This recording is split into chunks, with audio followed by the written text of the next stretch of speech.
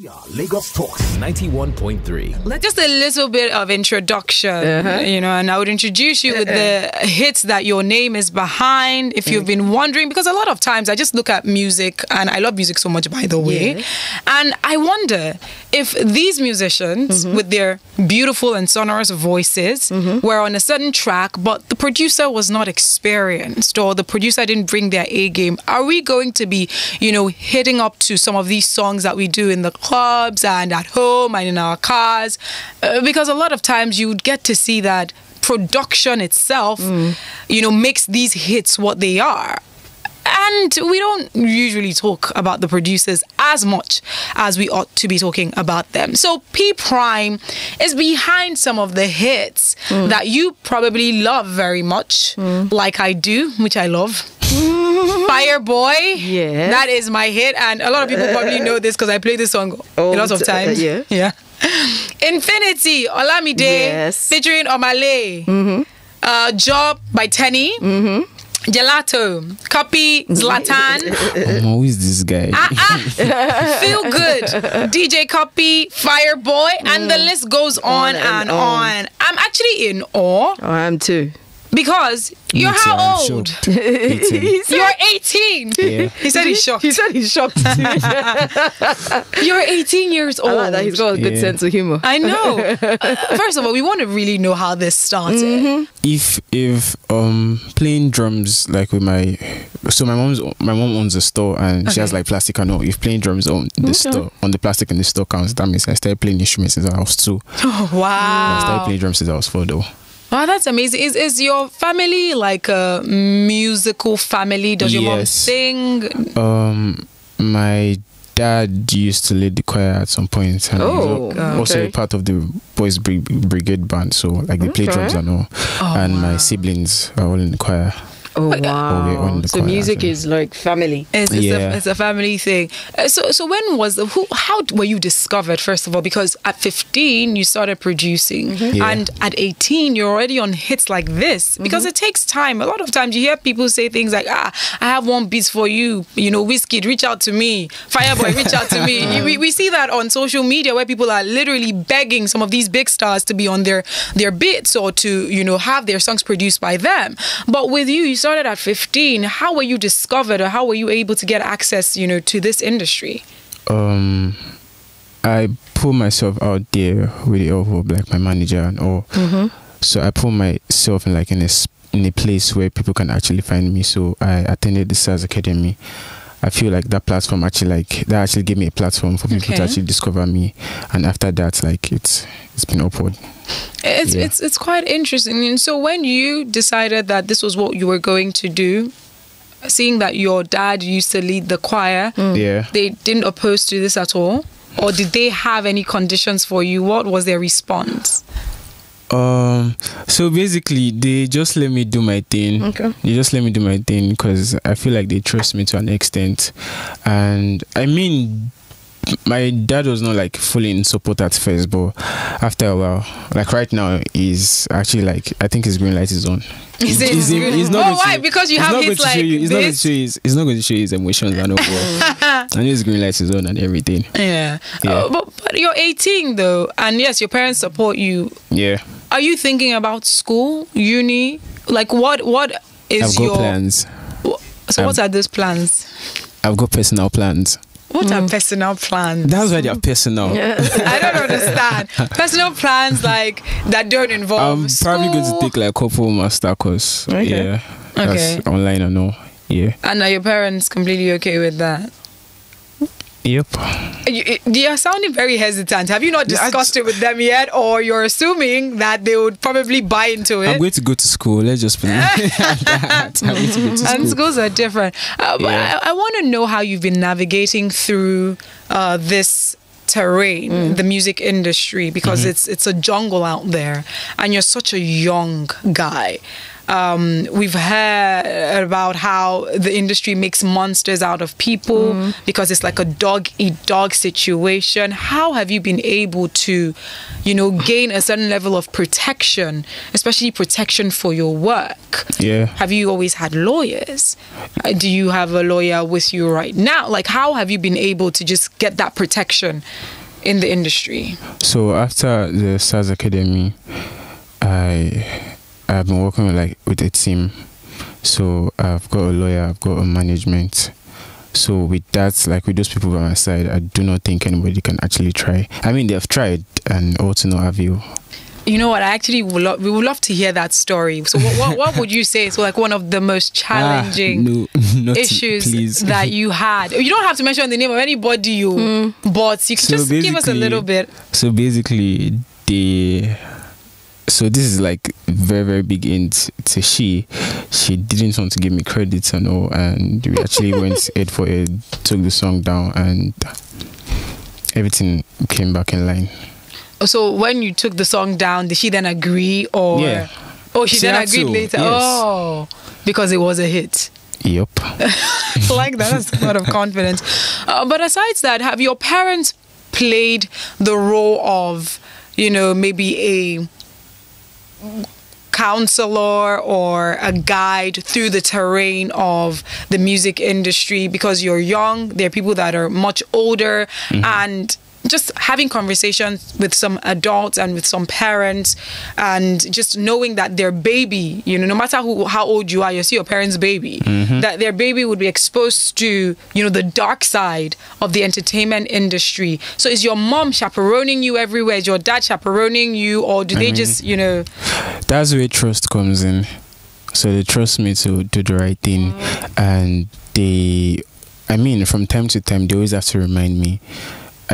I think they actually know what I can do and what I wouldn't do. Yeah. So they just let me do my thing, and from time to time they actually caution me that, so this is it, Majeki, don't let certain things get into your head and all. Yeah. So that's it. All right. Just a quick tweet from Dennis. Dennis is really angry. Dennis was like, why are you starting the interview at this time? You said 2. Well, I said 2:30, not 2, by the way. But yes, we do apologize. But he's here. If you have any questions for him, please bring those questions to the table. Put in the tweet instead of berating us. Exactly. So you can put out your questions at Lagos Talks 913. Use the hashtag #TheDishLagos, or you can call us up. He's right here willing to answer your questions. 0809 234 5913, 0809 222 0913, 0809 191 3913. You could also call 01 515 0913, 01 515 1913. If you want to send a WhatsApp message, please send it to 0809 234 5913. Now, there are people that are listening to you and they probably think, well, he was born into a musically inclined family. You already had that experience from being a little child, but they probably believe that they also have a talent in production or in beat making. If they don't have access to the type of people that you have access to, what would you advise them? Don't stop trying to put yourself out there.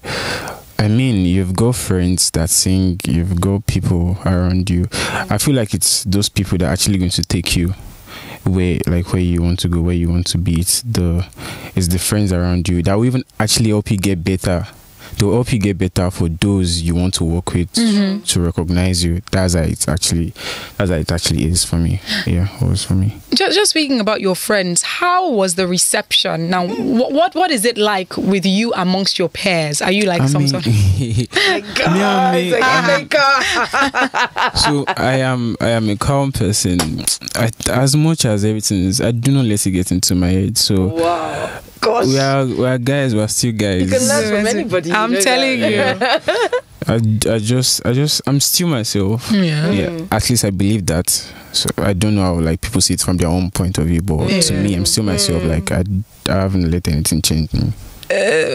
But do you feel like you've had more friends because of who you are now, or are your friends still the same friends from a long time ago? I mean, I definitely have more friends, but I'm just careful with who I actually listen to my circle. I've got people that take me as their friend, let me put it that way, but I have like my own friends, so let me just put it that way. I like that. All right, this is coming from a listener. You didn't mention your name. So Temi to me saying, boss in the house, question, what will take you to mix a song? How will I get you to produce a song for me? So you have to call on Master Jesus. I don't know, send a DM to my manager's handle is on my bio, so just what's your handle? On Instagram at p.priime and on Twitter at PRIIMEBEATZ. Now, just speaking about producing, take us through what it takes for you to produce a song. How does it start? You know, what happens when you have probably progressed into it a little bit, and how does it end? I would actually love to get your process of production. Starting a production, I could probably be watching a movie. I'm currently staring at you right now. Okay. I mean, your colors actually like speak something, like spark something within me. That's interesting. Like, I like this red color. It probably signifies fierce in my mind. Okay, so I probably want to make something hardcore. Let me go for hardcore, and I'm just vibing in the studio. So I play the piano. It kind of makes it easy for me. So I just place my fingers on the keys and just work magic. And sometimes I sing on my beats with nobody's actually going to hear. just to keep the process going and everything. And after like a certain level of satisfaction, I just let it be and give room for the artists to do their thing. And would you like to ask him any questions? Basically, you've asked quite a lot of stuff, and for me, I'm just in awe because he's really young. And like I said, there's really nowhere you can't learn from, because there's a lot of humility, exuding from him right now. And he's also got a wonderful sense of humor. Yeah, true. And then, just also buttress this point about, catching them really young. You said you had started playing the piano at 4. No, I started playing the drums at 4. Okay. Then I started playing piano at 7, 8, thereabout. 7, 8, wow. And, and at what point did you think that, what, I want to go into another sphere? At what point, or what was the deciding factor? I was bored. So I just left secondary school. I tried like getting admission into a couple universities, but they said I was too young. But, no problem. I DJ'd. I did graphics designing, and that was all out of. I actually enjoyed doing it. I actually enjoyed doing them. But basically, I was doing the same thing over and over again every day, and it just got tiring. Then I came across my production software on my sister's system, and I kept messing with it, and after a while I discovered I was making music. So funny story, when I was like way younger, I always knew I was going to like create music, but I thought it was like on some Mozart level, some Beethoven composer and all.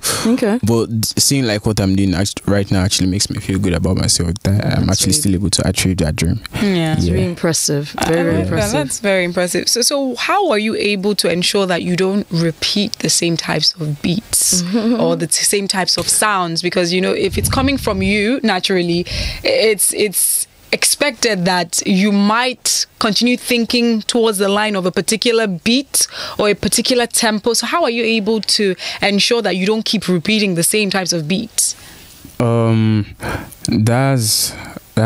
I spend like a whole lot of time listening to music actually, and I keep researching. So basically you're only as good as what you consume. So I spend like time like looking for like new stuff to listen to, not like just dwelling on stuff I've actually listened to in the past. So like I still keep searching every time.